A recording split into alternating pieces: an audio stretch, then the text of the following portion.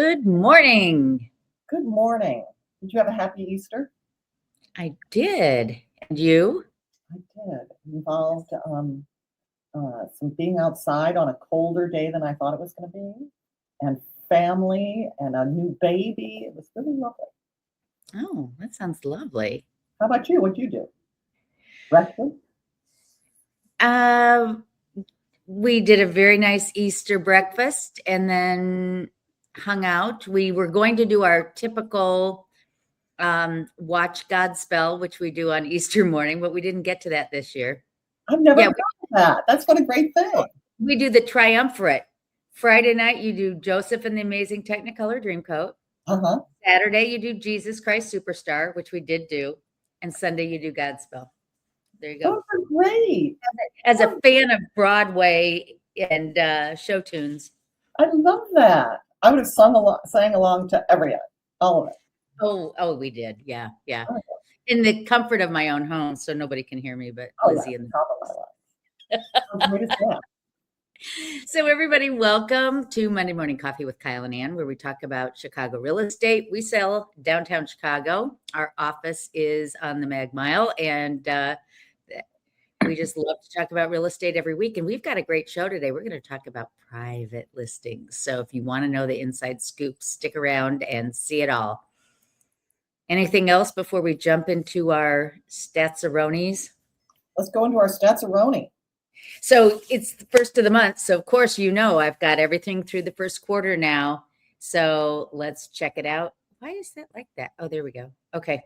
So as always, we do the lakefront communities, which means from the South Loop up to Edgewater, including those communities immediately to the west, which means West Town, Logan Square, North Center, Lake Square. Okay. Anyway, here we go. So, boy, this is not going to surprise you. It just is going to depress you. Let me buckle up, Kyle, buckle up. All right. Houses first. Oh my God. 65 closed, and it's down. You see the graph go up. Is this the month or is this the quarter? This is the month. I always do the month, but I'll get to a quarter later. Yeah. So it's 65 homes closed in the month of March, which was down 27% versus the year before. This is the start of our spring. Oh my God. Down 27% from last year. Under contract, 82, down 23% from last year. I know, right? Oh. Just abysmal. Active, only 97 homes are on the market in the lakefront communities right now, and that's down 44%. If you look at 2021, we had over 400 homes on the market during this time period. So we are less than a quarter of what we had in 2021. All right. That equates to a 1.3 month supply of homes, which is down 38% from last year. This I thought was really interesting. I wanted to know how many showings there were per listing. Now, this keeps track of all the showings, okay? Through showing time, yeah. Through showing time.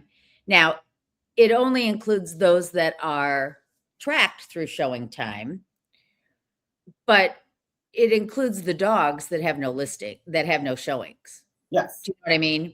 Yes. This is an average.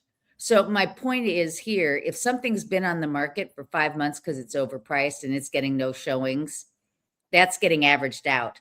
5.9 is the most number of showings in a month for a home in the last 10 years.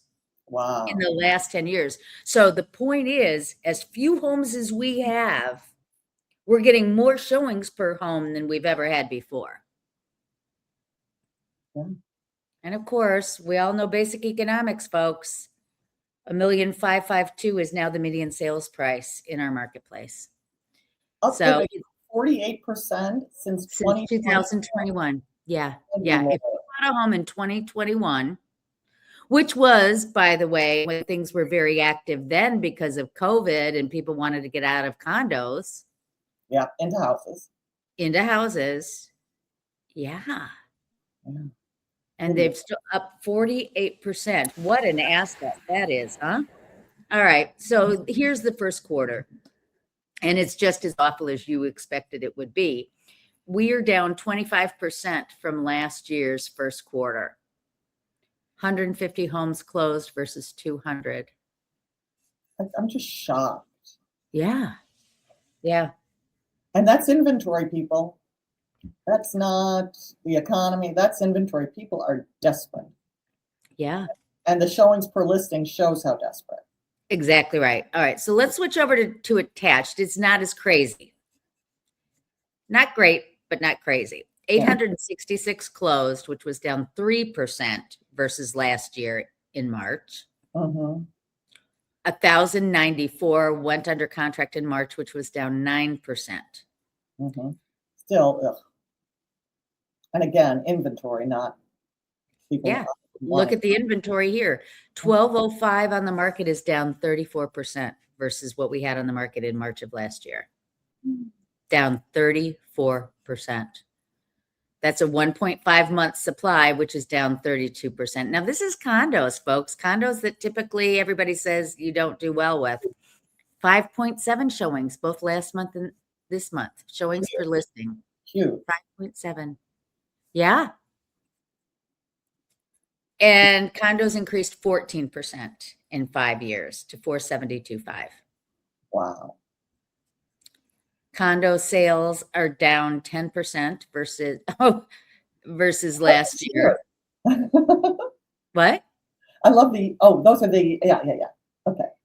Yeah, this is years. And now I get it. Okay. Yeah, I know. I looked at it too and thought 1885, what was I doing? Yes, 1,885 closed in the first quarter of 2026 versus 2091 closed in the first quarter of 2025. But look, it's almost exactly the same as 2024. Interestingly enough. Horrible years. We were crying about inventory throughout our show. We've been crying about inventory. People, at some point, inventory is going to go up, and we're not going to cry about it. But we are not there. Oh my gosh. Well, and speaking of which, let's just take a moment to congratulate you on winning in a multiple offer situation this weekend. I mean, kudos, Kyle. Well done. It was a team effort. We had our lender, Key Mortgage, Lauren Marks of Key Mortgage, who called the agent and walked through how rock solid she felt our buyers were. So even though we had a home close contingency, we still won again in a competitive situation. But it really takes planning, joining hands, having a good team. Good for you. That's amazing. Way to go. Okay, this is crazy too. Look at this. 6.46 is what Freddie Mac put out as average interest rates on Thursday of last week, which is when they put them out every week. Yeah. We were below 6% very recently, like for a month ago. Yeah. A half a point in a month it's gone up. And that has shown itself. You know, here's the thing. You and I both know, and of course our viewers know this too, but let's just say it one more time. When we show the stats that I just gave you, that's a lagging indicator. Yeah. And we try to show you foot traffic and number of showings to try to give you a sense of how busy it is. On the other hand, I'm feeling showings going down because of these higher interest rates. I don't have any documentation to show that, but a few people are stepping out with the rates where they are. So we'll see. I think people are stepping out because because they're focused on areas where they're going to be in a multiple offer situation and they're losing. And that's true. Every time you lose a little bit of your heart. And so I think they're feeling like, I can't do this. Yeah. I have a few buyers who have just stepped aside and said, I need to take a break because this is just too difficult for me. Yeah. And it's hard to watch because prices are going up while they're taking a break. I know. It's terrible. Anyway, wait, I just clicked a slide without talking about it because I was just so overcome, verklempt. Okay, we haven't talked about rents in a while, so I thought I would bring it back up. Median rent in Chicago is 22.25. Just to That's give you, across the city. That's the yeah, entire city. So even the neighborhoods that get very low rent. and you can see the graph how rents have gone up. You know, they go up, they go down. Mhm. But here are the neighborhoods. I thought you'd like to see this. So Edgewater's a bargain at 1750, as is Rogers Park at 1700. But if you look at near North Side, Gold Coast, Streeterville River North, 2955 is the median. And that is very interesting given the fact that there are so many studios and one bedrooms, more than any other neighborhood in the city. But that's also the ones, that's the neighborhood where you're going to get a $10,000 a month rent too. Right, exactly right. And then the near West Side, 2916. Those are the hot rental areas. Yeah. We are number 13. You know, when we started this show, and I started doing, not when I started the show, when we started looking at Zumper rents, we were at number 19 in the nation in terms of how much it costs to rent an apartment in Chicago. Yeah. And now we're at number 13. Well, but So also look, the ones that are expensive are the ones that have low inventory, where inventory and prices. I mean, New York City is always going to be high, and so is San Francisco. But right. it's the places where you can't buy. I mean, Boston, good Lord. It's really amazing. Right. Right. So, but we're right up there with them. Yeah. Oh, Boston, Miami, Arlington, Virginia, not a surprise. LA, not a surprise. Honolulu, not a surprise, right? why does Honolulu get? Oh, was change Honolulu's ranking change? I was like, why is there a one by Urban Honolulu, which is where I'd like to be right Oh, yeah, ranking changed. now. Did it go up one? 10 to 9 or something like Yeah, I don't know. that. Well, whatever. Interesting. Okay. Ooh, Anyway, so that's it. Let me get out of there. So that's what's going on. It's an interesting time to be buying and selling in Chicago. well, one of the things that your statistics, which were great and really telling, didn't show is the private network behind these actives. Your data on actives does not include the private stuff, right? That's correct. It does not. And so we start to think, why are things on private? Because there's so much demand. Wouldn't sellers do better to be on the public network where everyone can see, and Right. and you'll get even more traffic. And Let me just interrupt you 1 second. I did numbers right before we came on the air.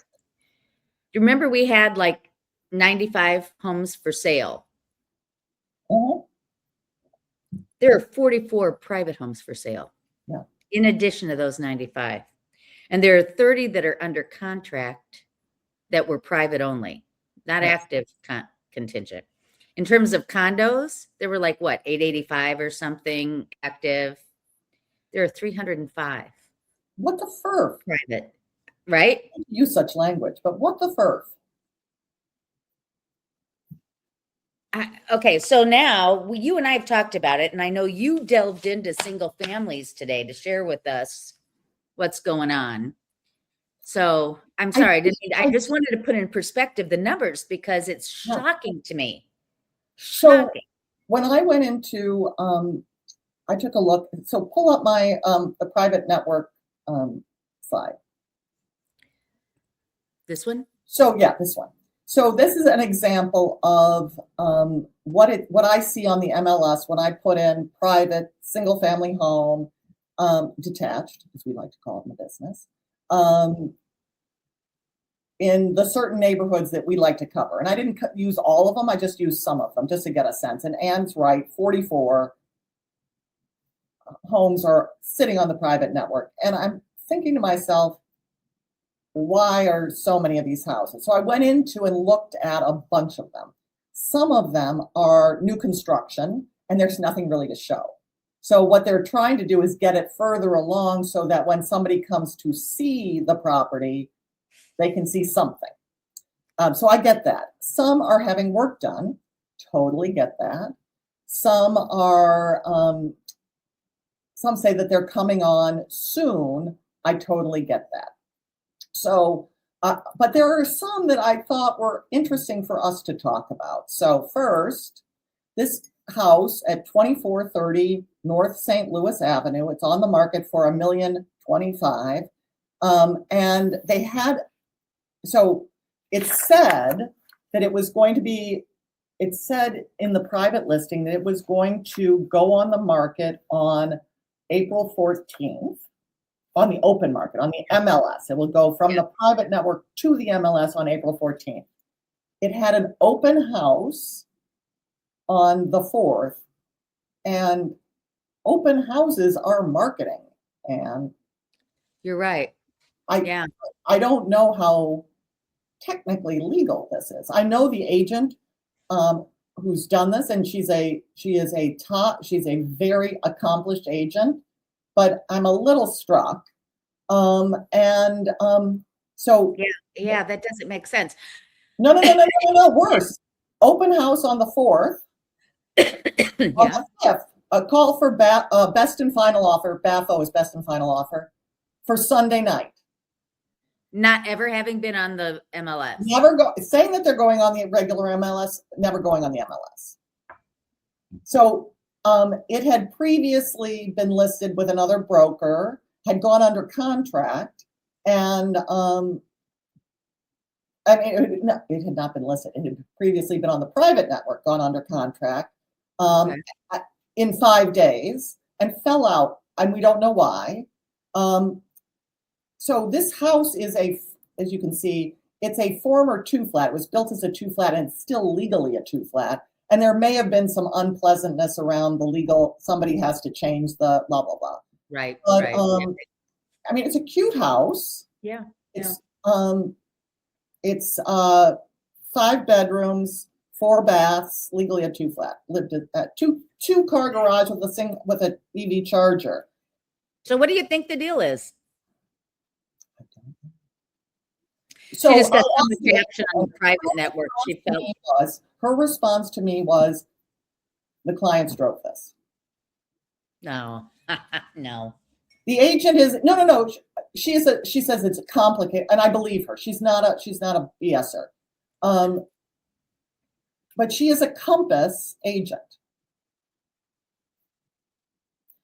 Listen, Compass is a great firm, but they are very interested in private network marketing.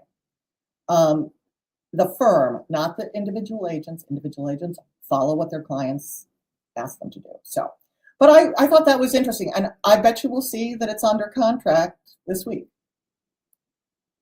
Never having gone on the public network. Okay, so this one, 1703 North Dayton, is on the market for $1,000 under $6 million. It's a 6-bedroom, 6.2 bath, so 6 full baths, 2 half baths, 8,200 square feet, 3-car garage with an elevator. You know I love an elevator. It was on the market as of March 25th, on the private network as of 25th. It says it was going on the MLS on April 1, and it has not gone on the MLS.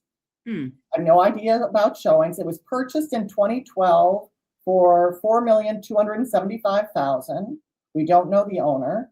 And I'm going to tell you this.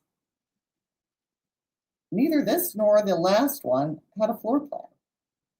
Had a what? This sale of this house, this marketing of this house, nor the one that they bought had a floor plan.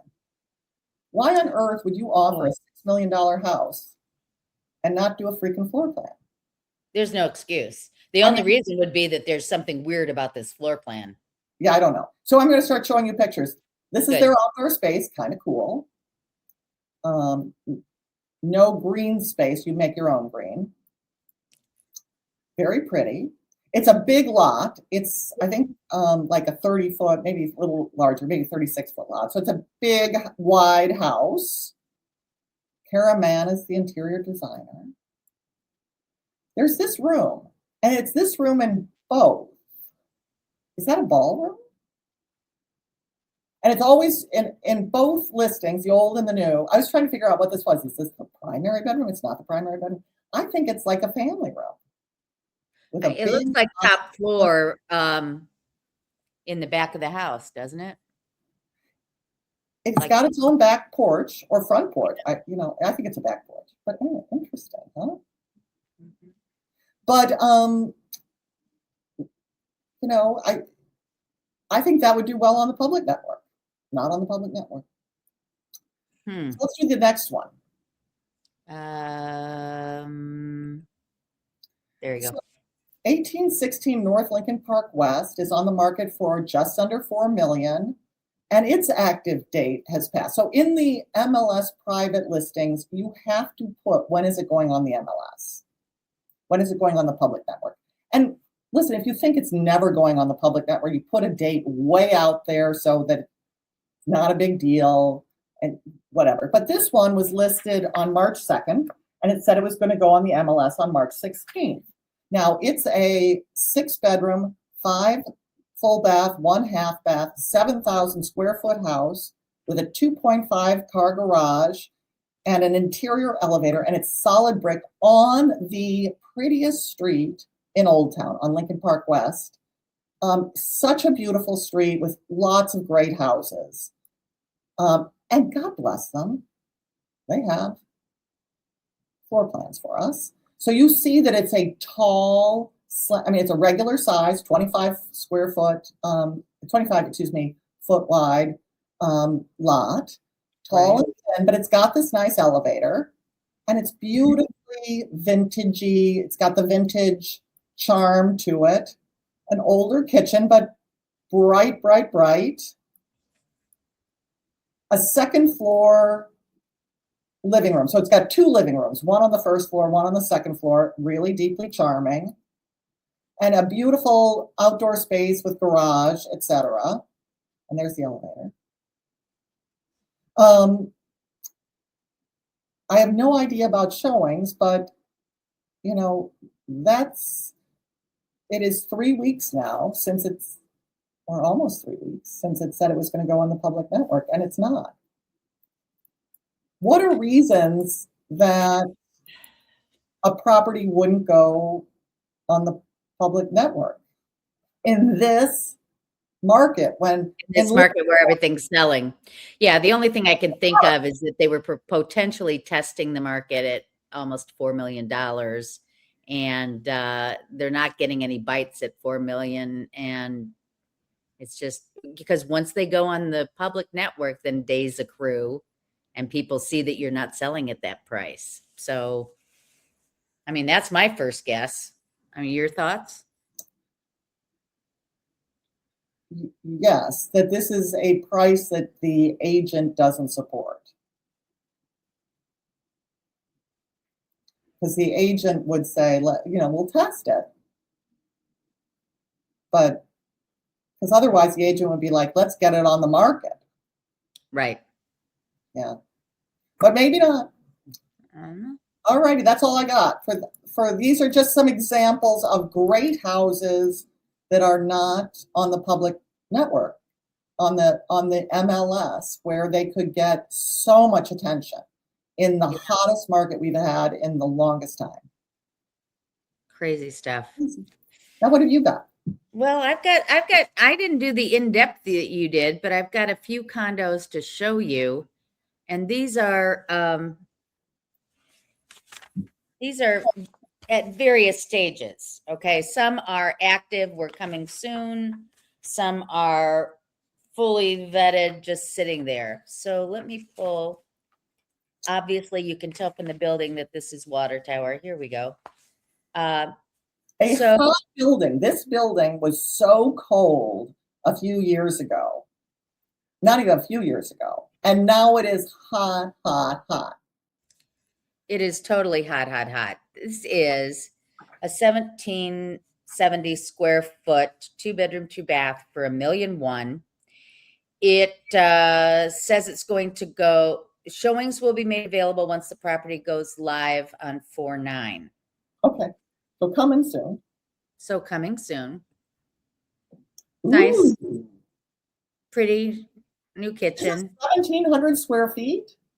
1,770 square feet. I'm going to tell you that kitchen looks like it's 1770. The living room. Look at it on the floor plan. See how big it is. Yeah. That's So here's the deal.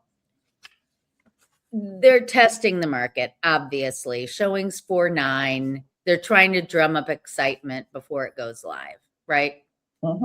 That's my take on it. Yep. Now, this is an interesting one. This building doesn't have a lot of properties available. Which one is this? There aren't a lot in the building. This is 888 South Michigan. It is 525,000, 3-bedroom, 2-bath. Woo. And this says that it's, let's see. What are the HOAs in that building? High, low, medium? HOA is 1446 for this 3-bedroom, so not terrible. 24-hour door staff with not a lot. It doesn't say when it's going active. Usually it does. I know. Or I just can't find it. Anyway, that's what the floor plan looks like. There are no interior photos, so my guess is They're that changing. they're getting it ready to go. So that's that one. Got it. All right. Okay, moving forward. Those probably have great views though, just based on all those windows. Yeah, facing forward. All right. I don't have these in order. Can you tell? That's I told you I wasn't ready today. Here we go. 525 Superior Unit 325. 2-bedroom, 2-bath for $575,000. We don't have any interior shots of that one. And it says, but it says schedule via showing time. Listing agent must attend. Okay. So whatever. This is 250 Pearson. Always hot building. Right. And so I couldn't figure out. Now this one says it's $1,000,003 for a 2-bedroom, 2.5-bath. Wow. And yeah, that seems values in that building have gone up really a lot. HOA is 1508, which includes air conditioning but not heat. 1 parking spot included. So heat must be fully electric, baseboard heat? Yeah, that would be my guess. Yeah. That's the thing about these private listings is you don't have all the information. Yes. So I'm always, here's the floor plan. Every room faces east, which, you've got the park. Faces south. Yeah. Oh, thank you. Yeah, exactly. Faces south to the park in Northwestern. So it's all open and you can see sideways over to Navy Pier. So yeah, the location's phenomenal. Yeah. All right. And then 1530 Dearborn here. La, la, la, la, la. A resident who lives in that building, and she is like, every unit is turning over. Because people live, when it was first built, and they've never moved out. So it is I love this building. Yeah, so this is a 3-bedroom, 2-bath for $799. And I'm not sure it's going to last very long. It's 1,825 square feet for $799. Look at your views, guys, out of this. It's an estate sale. And then look at your floor plan.